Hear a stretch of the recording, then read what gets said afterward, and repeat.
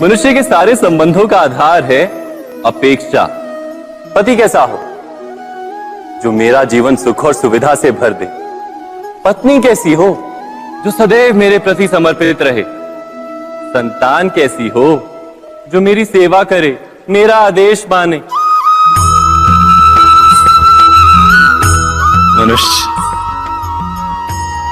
मनुष्य उसी को प्रेम भी कर पाता है जो उसकी अपेक्षा पूर्ण करता है, और अपेक्षा की तो नियति है भंग होना। कैसे? क्योंकि अपेक्षा मनुष्य के मस्तिष्क में जन्म लेती है। कोई अन्य व्यक्ति उसकी अपेक्षाओं के बारे में जान ही नहीं पाता। पूर्ण करने की प्रामाणिक इच्छा हो तब भी कोई मनुष्य किसी की अपेक्षाओं को पूर्ण नहीं कर पाता, और वहां से जन्म लेता है संघर्ष। सारे संबंध संघर्ष में परिवर्तित हो जाते। पर मनुष्य अपेक्षा को संबंध का आधार ना बनाए और स्वीकार करे केवल संबंध का आधार, तो क्या ये जीवन स्वयमेव सुख और शांति से नहीं भर जाएगा? स्वयं विचार कीजिएगा।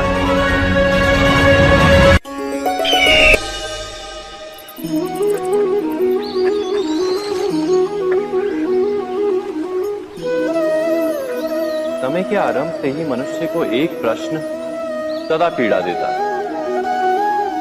कि वो अपने संबंधों में अधिकतम सुख और कम से कम दुख किस प्रकार प्राप्त कर सकता है। क्या आपके सारे संबंधों ने आपको संपूर्ण संतोष दिया है? विचार कीजिए। हमारा जीवन संबंधों पर आधारित है। हमारी सुरक्षा संबंधों पर आधारित है।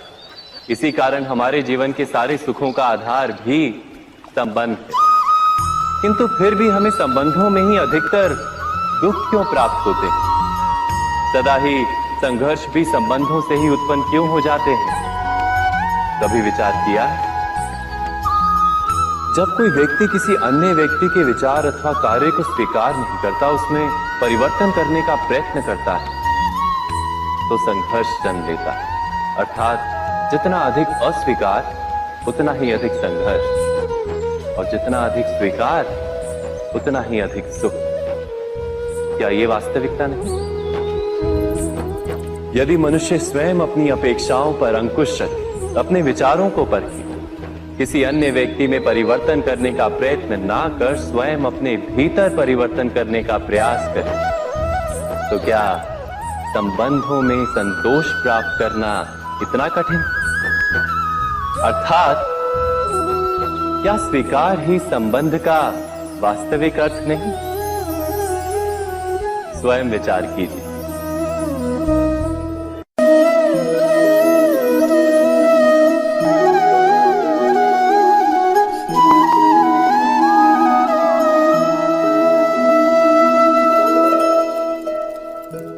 जब किसी व्यक्ति को किसी घटना में अन्याय का अनुभव होता है, तो वो घटना उसके अंतर को झकझोर देती।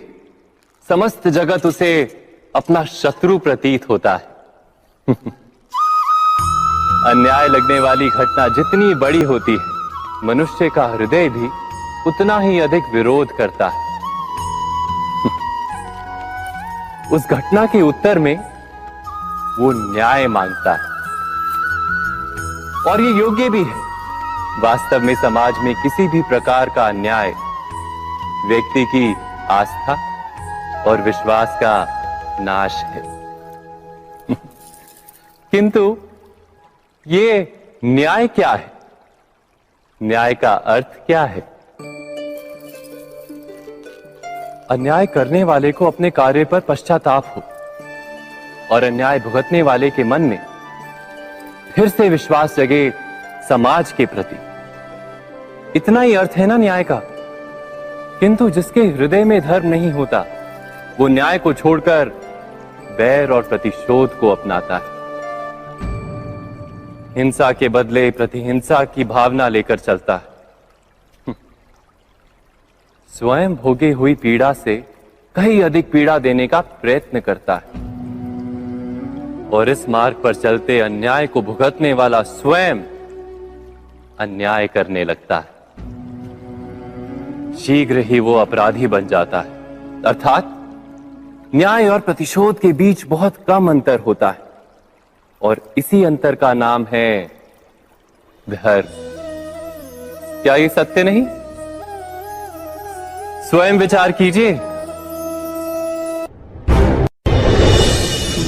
दो व्यक्ति जब निकट आते हैं तो एक दूसरे के लिए सीमाएं और मर्यादाएं निर्मित करने का प्रयत्न अवश्य करते हैं। हम यदि सारे संबंधों पर विचार करें तो देखेंगे कि इन सारे संबंधों का आधार यही सीमाएं हैं जो हम दूसरों के लिए निर्मित करते हैं।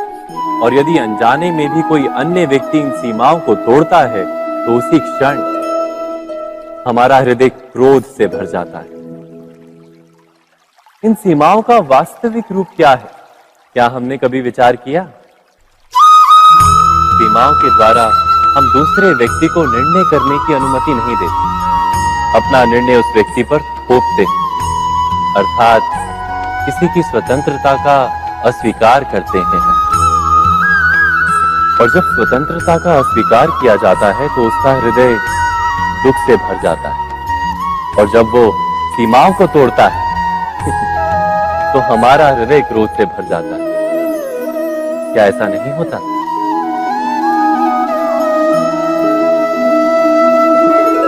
पर यदि एक दूसरे की स्वतंत्रता का सम्मान किया जाए तो किसी मर्यादाओं या सीमाओं की आवश्यकता ही नहीं होती।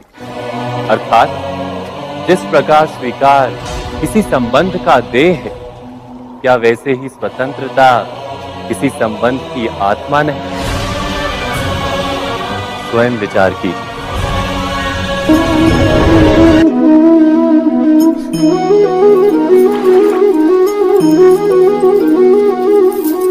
पिता सदा ही अपने संतान के सुख की कामना करते हैं, उनके भविष्य की चिंता करते रहते हैं। इसी कारणवश सदा ही अपने संतानों के भविष्य का मार्ग स्वयं निश्चित करने का प्रयत्न करते रहते हैं। जिस मार्ग पर पिता स्वयं चला है, जिस मार्ग के कंकर पत्थर को स्वयं देखा है, मार्ग की छाया, मार्ग की धूप को स्वयं जाना है, उसी मार्ग पर उसका पुत्र भी चले, यही इच्छा रहती है हर पिता की। निसंदेह उत्तम भावना है ये, किंतु 3 प्रश्नों के ऊपर विचार करना हम भूल ही जाते हैं। कौन से प्रश्न? प्रथम प्रश्न, क्या समय के साथ प्रत्येक मार्ग बदल नहीं जाते? क्या समय सदा ही नई चुनौतियों को लेकर नहीं आता? तो फिर बीते हुए समय के अनुभव नई पीढ़ी को किस प्रकार लाभ दे सकते हैं?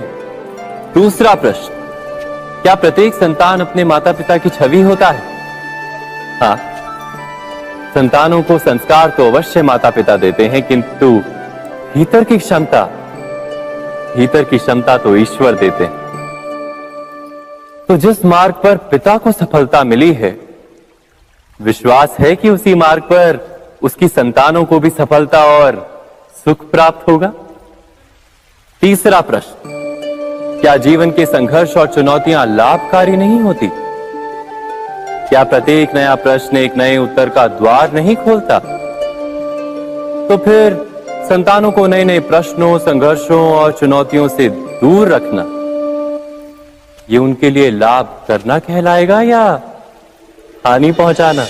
अर्थात जिस प्रकार संतान के भविष्य का निर्माण करने के बदले उसके चरित्र का निर्माण करना श्रेष्ठ है, वैसे संतानों के जीवन का मार्ग निश्चित करने के बदले उन्हें नए संघर्षों के साथ जूझने के लिए मनोबल व ज्ञान देना अधिक लाभदायक नहीं होगा?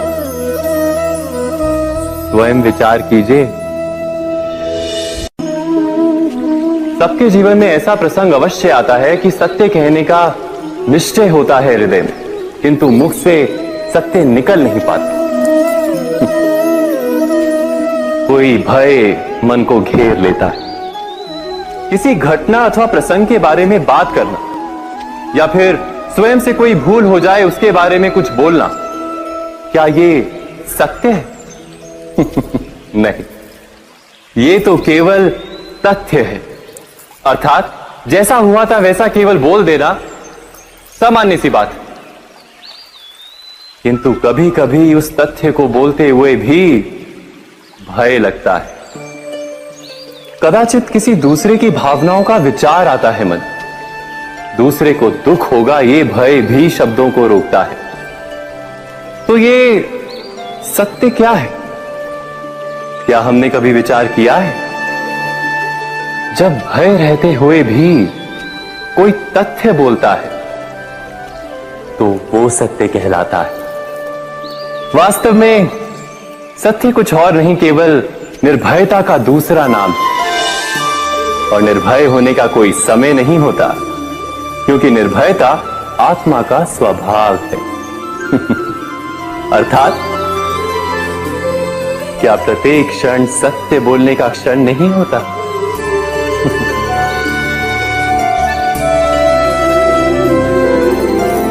स्वयं विचार कीजिए।